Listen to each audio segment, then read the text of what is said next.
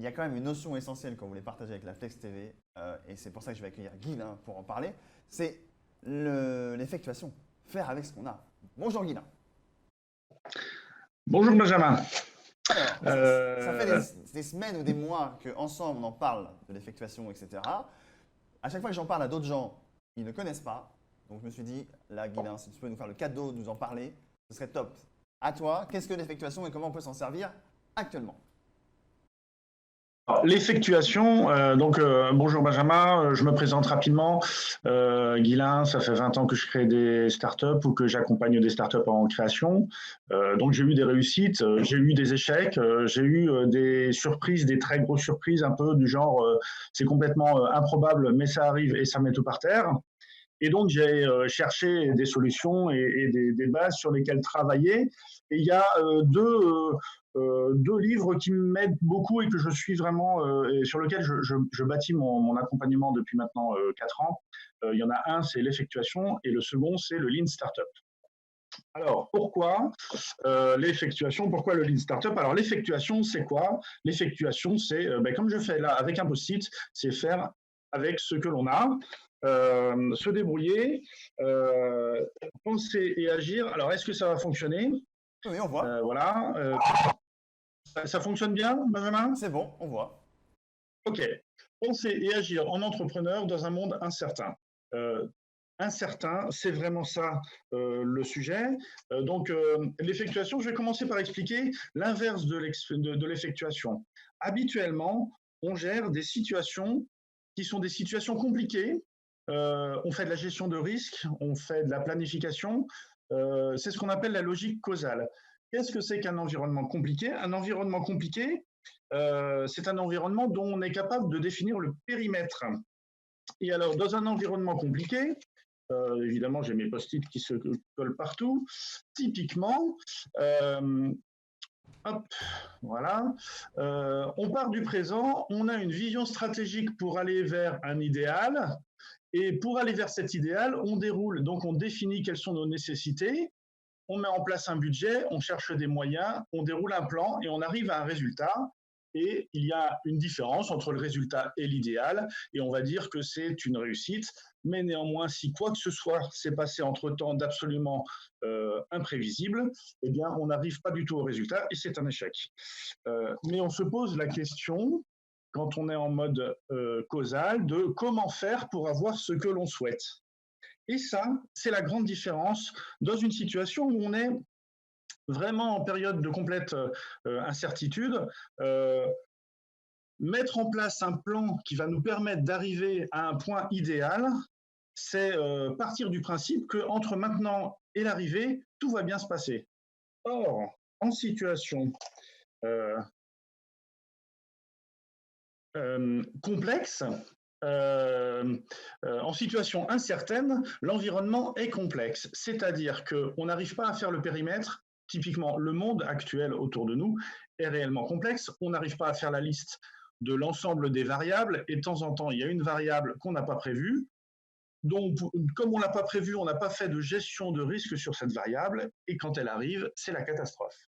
Donc, dans l'environnement complexe, les situations sont incertaines et non pas risquées, et c'est une logique effectuelle qui prédomine.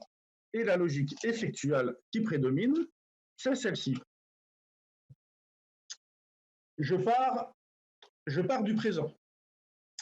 Je ne me pose pas la question de ce que je veux obtenir, je me pose la question de qu'est-ce que j'ai, qu'est-ce qui est disponible. Avec ce qui est disponible, j'imagine des possibilités et je me mets en action pour obtenir des résultats suffisants. Ces résultats suffisants, ce n'est pas un idéal, ce n'est pas quelque chose de très loin et de très très ambitieux, c'est quelque chose de suffisant. Et une fois que je suis arrivé à mon résultat suffisant, je recommence parce que mon présent, c'est le présent avec les nouveaux résultats. Et donc, ce que je possède et qui est disponible est enrichi par ce que je viens de faire et qui m'a donné un résultat. En clair, la question qu'on se pose, c'est qu'est-ce que je peux faire avec ce que l'on a?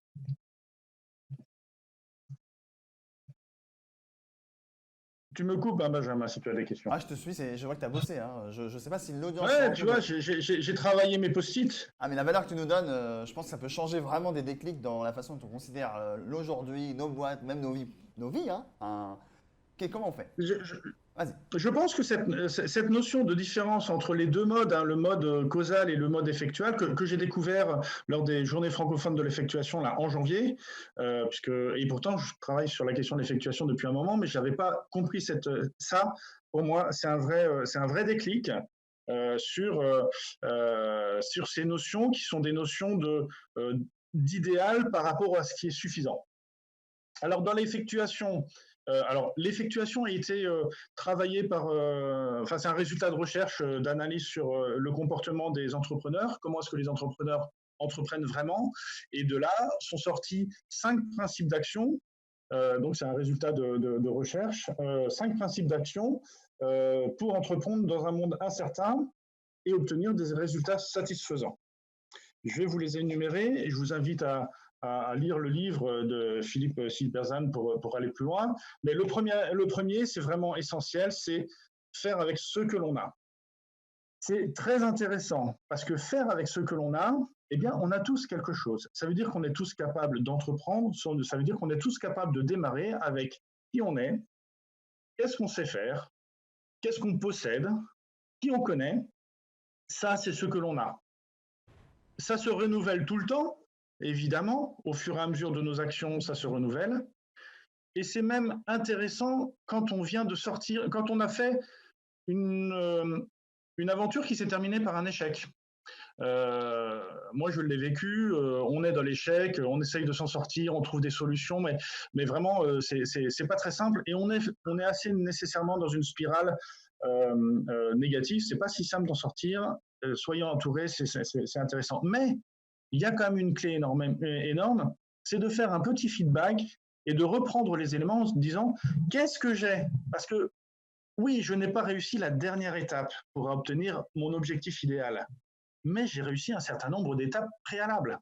Et puis, j'ai toujours ce que j'avais au début, enfin, aux pertes près, et on viendra après. Alors, justement, les tu pertes abordes la près. notion d'objectif. Est-ce que l'effectuation, ça veut dire l'absence d'objectif? Alors, effectivement, je vais être direct en disant, oui, l'effectuation, il y a l'absence de fixation d'un objectif stratégique. Et tu vas voir juste après pourquoi. Le deuxième élément, c'est agir en perte acceptable. Et ça, alors c'est amusant parce que j'ai eu ce matin un échange sur LinkedIn avec une de mes connaissances qui est assureur et qui a sorti un article intéressant sur la gestion des pertes, enfin la gestion du risque, ce qu'on appelle les signes noirs, vous savez, Black Swan, c'est que vous avez prévu plein de choses et puis en fait, il se passe des risques un risque beaucoup plus important qui n'était pas prévu parce qu'il avait une possibilité d'arriver une fois sur 1000 et du coup, il est très important. Et en fait, ce qu'explique cet assureur, c'est que la seule chose qui permet de prévenir l'impensable, c'est d'avoir fixé des limites. Or, on retrouve ici ce précepte dans les 5 principes de l'effectuation, agir en perte acceptable, définir ses limites. Alors, l'entrepreneur qui a déjà monté une entreprise, il sait déjà ce que ça veut dire parce qu'à un moment, pour démarrer, il a mis de l'argent au capital social de sa société. Et mettre de l'argent au capital social de sa société, c'est pas placer de l'argent pour que ça revienne. Non, c'est poser de l'argent pour avoir le droit de jouer, pour avoir le droit d'entreprendre. Et donc, c'est poser de l'argent qui est une perte acceptable. Le troisième principe, agir avec les autres. Dit dans le livre de Philippe, c'est engager les parties prenantes. Très important, et on retrouve ça dans des méthodes très modernes de marketing dans lesquelles on fait des propositions et puis on attend de voir si le public réagit. C'est tout ce côté, ne pensez pas tout seul que ce que vous avez développé, n'attendez pas de vérifier que ce que vous avez imaginé est un super concept, présentez-le tout de suite et engagez les parties prenantes. Et engagez-les vraiment, demandez-leur est-ce qu'ils sont prêts à vous passer commande? C'est comme ça que vous allez vérifier, dans un cadre commercial en particulier, si vos futurs clients sont engagés. Et donc, c'est comme ça que vous éliminez l'incertitude. Ensuite, quatrième élément,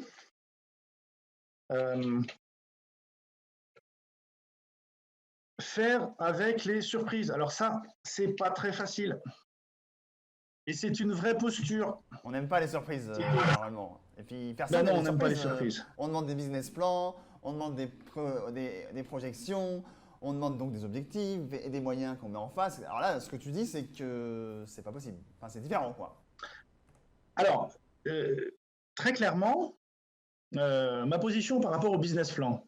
J'accompagne des créations, j'ai créé des boîtes, j'ai toujours fait un business plan. Et tout le monde vous dit, je fais un business plan et puis le lendemain, je le mets à la poubelle. Le business plan, c'est un document de communication. Ce n'est pas un document de pilotage. Et donc, il est valable au moment où vous communiquez.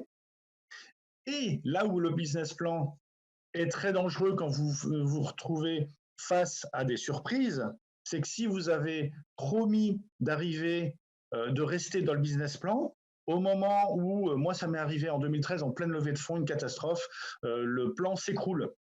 Eh bien, les partenaires que vous avez dans votre board, ils vous disent, mais là, tu es en dehors du business plan. Oui, et alors, tu es en dehors du business plan, donc c'est loupé. Oui, si ma promesse elle est absolue et qu'il n'y a que le business plan et l'objectif du business plan, effectivement, je suis en échec. Donc, comment est-ce qu'on fait pour faire avec les surprises? D'abord, on précise bien, on communique bien sur le fait que l'objectif n'est pas un absolu, que ce qui est important, c'est le processus pour avancer. Et ça explique pourquoi je parle à la fois d'effectuation et de Lean Startup, puisque Lean Startup est un processus d'apprentissage, de découverte et d'apprentissage.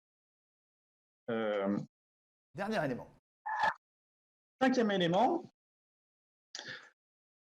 d'accord, j'ai pas fixé une ambition, j'ai pas fixé un objectif stratégique, mais néanmoins, j'ai pas l'intention d'aller complètement là où je ne veux pas aller. Donc ça veut dire influencer son futur, être entrepreneur, être acteur de son entreprise. Au mode effectual, ce n'est pas fixé par avance qu'est-ce que vous allez faire, puisqu'en fait, vous allez découvrir ce que vous allez faire en fonction des coopérations que vous allez mettre en œuvre, engager les parties prenantes. Et faire avec les surprises, faire avec le fait que vous avez proposé un produit bleu, mais votre client, il vous dit qu'en fait, chez lui, le bleu, ça va pas du tout parce que ça porte la poisse et qu'il n'y a que le rouge qui passe. Si vous dites, moi, je ne fais que du bleu, vous passez à un autre client. Et si vous acceptez la surprise, vous faites du rouge. Mais la question, c'est est-ce que le rouge, pour vous, c'est éthique? Et est-ce que c'est dans le sens du futur que vous voulez? Aller non pas au sens d'un objectif stratégique immuable, mais au sens du futur que vous voulez vous construire.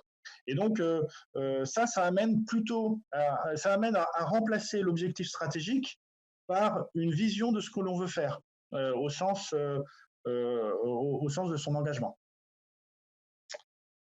Donc ça, ce sont les 5 principes de l'effectuation.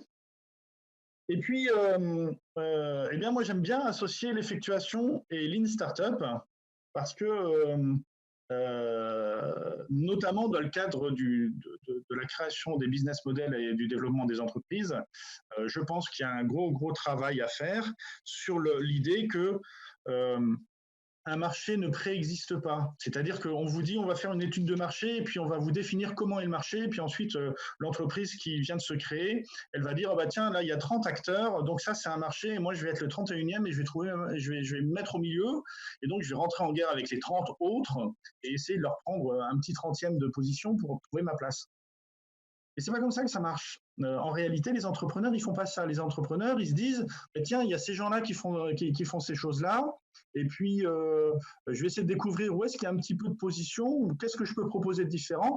Et finalement, en fait, ils ne répondent pas à un marché, ils découvrent et ils créent les conditions d'une rencontre qu'on va appeler un marché. Et donc, en fait, ça, c'est très positif pour tous ceux qui veulent entreprendre, c'est que vous, plus un déclencheur, ça fait une idée, plus une action, ça crée une opportunité, l'opportunité plus l'engagement de quelqu'un, un partenaire qui devient un client et un fournisseur, l'un et l'autre, ça devient un projet viable. Et si ce projet viable, il se répète d'une manière régulière, ça devient un marché. Et donc, derrière cette idée-là, il y a le fait que le marché ne préexiste pas. Le marché apparaît parce que vous le faites apparaître. Et ça, c'est quelque chose de très intéressant.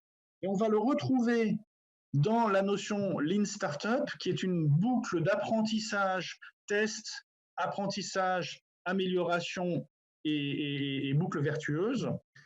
Il y a cette notion de découverte du marché permanente. Finalement, un marché, ce n'est jamais stable. Et donc, si aujourd'hui, face à un événement très inattendu, tel que le coronavirus, vos marchés n'existent plus, eh bien, c'est bien la preuve qu'ils n'existaient pas. Ils existaient parce que vous étiez en action pour qu'ils émergent et qu'ils réémergent chaque jour et que chaque jour, vous les refaisiez. Maintenant, la situation n'est plus la même. Qu'est-ce qu'il vous reste à faire? Eh bien, il vous reste à vous remettre en contact avec les parties prenantes et retrouver des conditions de collaboration avec elles, ce qui va s'appeler un nouveau marché. Voilà. Merci Guilain. Je pense que c'était hyper clair. T'as bossé, bravo. Je pense que Ah bah oui, oui. ceux qui étaient là se sont régalés, ceux qui n'étaient pas là, ils ne savent pas ce qu'ils perdent, mais ils pourront le retrouver en VOD. C'était une initiation à l'effectuation. Tu seras le bienvenu évidemment sur l'antenne dès que tu voudras recontribuer. Merci du temps que tu as passé pour nous.